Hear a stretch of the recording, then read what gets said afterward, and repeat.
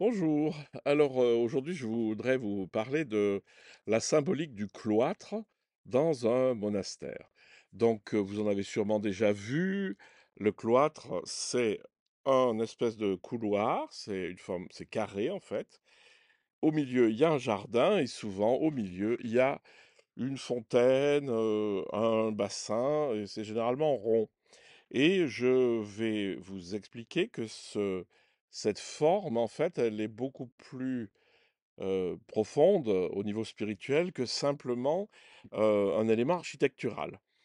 Alors, d'abord, au niveau fonctionnalité, le couloir, il est couvert parce que c'est un lieu de passage, hein. C'est un lieu de passage dans les monastères pour aller de l'église au réfectoire, du réfectoire à la salle capitulaire, de la salle capitulaire au dortoir, etc. Donc c'est le lieu de passage des moines. C'est aussi le lieu de certains échanges.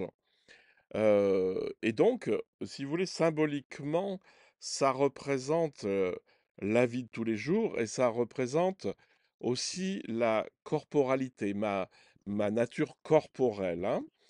Alors, le fait qu'il y ait quatre éléments, c'est-à-dire, enfin, 1, 2, 3, 4, ça vient aussi du fait que l'être humain et le monde fonctionnent par quatre. C'est-à-dire, quand il y a quatre, quelque part, vous pouvez être sûr que ça parle de la Terre ou de l'être humain.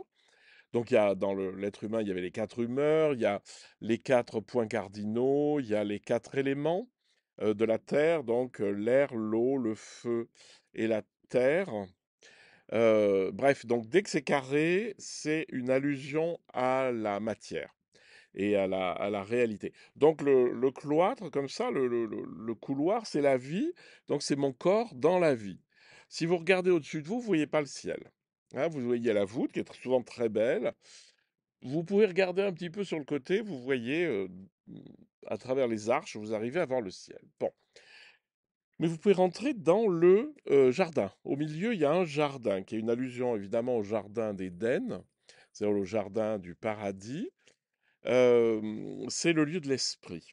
C'est-à-dire, c'est le lieu de dépouillement, c'est le lieu où tout va s'ouvrir et ça va s'ouvrir sur le ciel.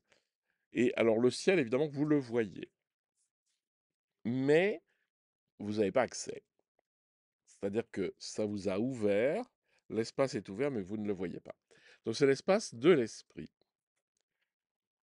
Et le troisième élément, c'est le bassin qui est au milieu ou le puits ouvert. Et le puits et le bassin, ils sont ronds. Et le cercle, ça a toujours été le symbole de la divinité. Vous trouvez même ça chez Eckhart, il dit, bah, sur un cercle, vous pouvez toujours tourner, c'est infini, donc c'est une image de Dieu. D'ailleurs, dans les partitions anciennes, la mesure à 3 temps, donc qui est le divin aussi, est représentée par un cercle. Et donc, ça symbolise la présence divine en nous, qui est un miroir en fait, puisque c'est le miroir c'est l'eau qui fait miroir.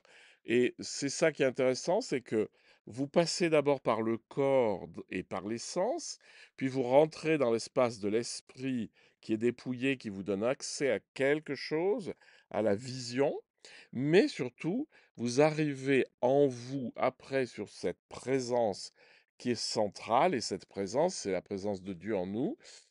Et la chose intéressante, c'est que si vous vous penchez, vous allez voir votre image. Et Eckhart va avoir une image très très forte. Il va dire, ben voilà, moi je suis là, et c'est cette image qui est au fond de l'eau qui me crée, et c'est moi qui suis à l'image de Dieu qui est dans le miroir, quoi.